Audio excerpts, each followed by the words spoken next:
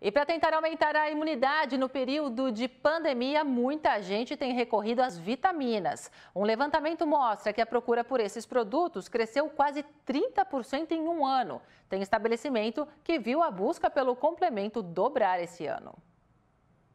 Tem exclusiva para mulheres, para homens, para melhor idade, para os ossos.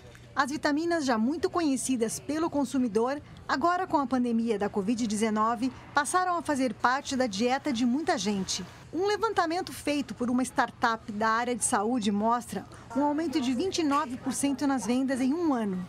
A vitamina C lidera o ranking nas vendas. Somente ela teve uma alta de 87% em 2020. Nesta farmácia do Jardim Olinda, em Campinas, esse crescimento foi percebido.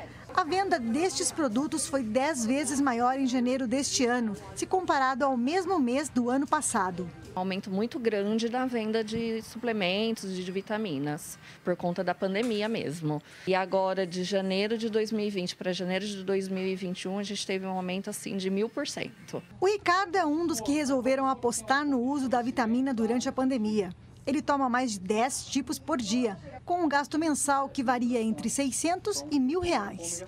Tudo para tentar melhorar a imunidade contra o coronavírus. Para se sentir mais seguro, claro, né? A suplementação ela faz isso, ela vai dar uma força para a gente poder ficar mais saudável, né? A gente fica mais saudável, o corpo reage mais. Mas, apesar da importância das vitaminas, é sempre bom tomar cuidado com o consumo exagerado. Segundo o especialista, é importante ter a prescrição médica. Há um conceito de que quanto mais vitamina, melhor. E isso não é verdade. A gente tem uma necessidade diária de vitamina e a suplementação em exagero da vitamina não vai trazer benefícios. Essa vitamina, na verdade, vai ser eliminada, na maioria das vezes, pela urina.